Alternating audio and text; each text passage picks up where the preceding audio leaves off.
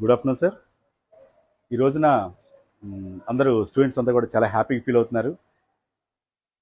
ఎప్పుడైతే ఈ సర్వేపల్లి రాధాకృష్ణ మిత్ర ఈ సింబల్స్ కానివ్వండి, బ్యాగ్ మెస్ కానివ్వండి, గురువులకే గురువు సర్వేపల్లి రాధాకృష్ణ అలాంటి గొప్ప ఆయన స్మరించుకుంటూ మరి మీ అందరూ కూడా చాలా హ్యాపీ అలాంటి శిష్యులాగా తయారవ్వాలని చెప్పండి ఉద్దేశం చొప్పున ఆయన పేరు రేటింగ్ కానివ్వండి. అలాగే ఈ బ్యాగ్స్ కూడా చాలా థిక్, ఇంత బరువు వేసినా కానీ ఎక్కడ సాగిపోకుండా చాలా స్టిఫ్గా చాలా బాగున్నాయండి. అలాగే సింబల్ కానీ, అలాగే దేనికి విద్యార్థులు అందరికీ కూడా చక్కగా ఈ పచ్చదనం పరిశుభ్రత దానికి డార్క్ గ్రీన్ కానివ్వండి. అలాగే ఇప్పుడు కొత్తగా యాంగ్జైటీగా ఉన్నారు పిల్లలంతా కూడా. మరి ఈ యూనిఫామ్ కుట్టించుకున్న తర్వాత కొత్తగా యూనిఫామ్ వచ్చింది కాబట్టి ఎక్కడ కార్పొరేట్ స్కూల్స్ ధీటుగా ఉండాలని ఉద్దేశం చొప్పున చాలా బాగా సెలెక్ట్ చేశారు. అలాగే బెల్ట్స్ కానివ్వండి, అలాగే బుక్స్ కూడా ప్రతి ఒక్కటి కూడా ఎక్కడ కూడా గవర్నమెంట్ సింబల్ వేసి ఇది ప్రభుత్వం వారు ఉచితంగా ఇచ్చేది అనే విధంగా ఆ సింబల్స్ వేయడం కానివ్వండి, విద్యార్థుల్లో కానివ్వండి, పేరెంట్స్లో కానీ, టీచర్లు కూడా అందరూ కూడా వీ ఫీల్ వెరీ హ్యాపీ. చాలా చక్కగా మేమందరూ సంతోషంగా ఉంటున్నామండి.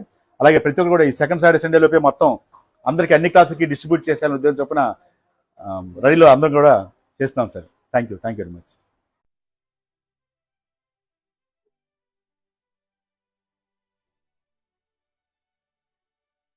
నా పేరు పి కళ్యాణ్. నేను 8వ తరగతి చదువుతున్నాను NSZPHS బాయ్స్ స్కూల్లో. ప్రభుత్వం నాకు ఈ రోజు పుస్తకాలు ఇచ్చింది. మా కుటుంబం చాలా ఆనందంగా ఉంది.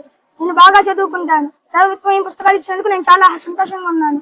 నా పేరు వంశీకృష్ణ. నేను 10th క్లాస్ చదువుతున్నాను. బిగ్రాల్ NSZPHS బాయ్స్ హై స్కూల్లో ఇవాళ కిట్లు పంపిణీ చేశారు. యూనిఫామ్ కూడా క్వాలిటీ బాగానే ఉంది. బ్యాగ్స్, బుక్స్ అన్ని బాగానే ఉన్నాయి. Thanks to government. నా పేరు పృథ్వీ. జిల్లా పరిషత్ బాయ్స్ హై స్కూల్లో 8వ తరగతి చదువుతున్నాను. ఇవాళ మా పాఠశాలలో బుక్స్, బెల్ట్స్, స్కూల్ బట్టలు ఇచ్చారు. బెల్ట్ చాలా బాగుంది. అన్ని టెక్స్ట్ బుక్స్, నోట్స్ బుక్స్ ఇచ్చారు. స్కూల్ డ్రెస్ ఇచ్చారు. Thank you.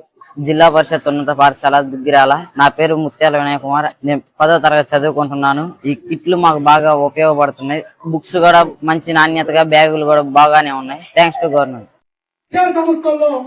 ఒక మంచి విద్యని పిల్లలకు అందించాలి.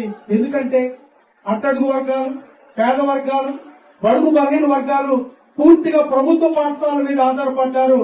అలాంటి ప్రభుత్వ పాఠశాలలో ఏదైతే విద్యకు సంబంధించిన సిబ్బంది పూర్తిగా ఉంటేనే వాళ్ళకి ఒక నాణ్యమైన విద్యను అందించగలుగుతాం, వాళ్ళకు ఒక మంచి భవిష్యత్తుని ఇవ్వగలుగుతామని నమ్మి అయినా 16,347 మంది ఉపాధ్యాయుల నియామకానికి ఆయన చేపట్టడం అంటే నారా లోకేష్ అన్న యొక్క విజన్ ఏంటి, ఆయన ఆలోచన ఏంటి, ఆయన దృక్పథం ఏంటి అనేది అర్థమవుతుంది. లోకేష్ అన్న తీసుకున్న ఒక విప్లవాత్మకమైన మార్పు ఏంటంటే ఈ బిడ్డలకు కూడా సన్న బియ్యమే భోజనం పెట్టాలని ఇప్పుడు ఈ ఆంధ్రప్రదేశ్ రాష్ట్రంలో సన్న బియ్యం ద్వారా మధ్యాహ్న భోజన పథకం కొత్త పెట్టవచ్చు.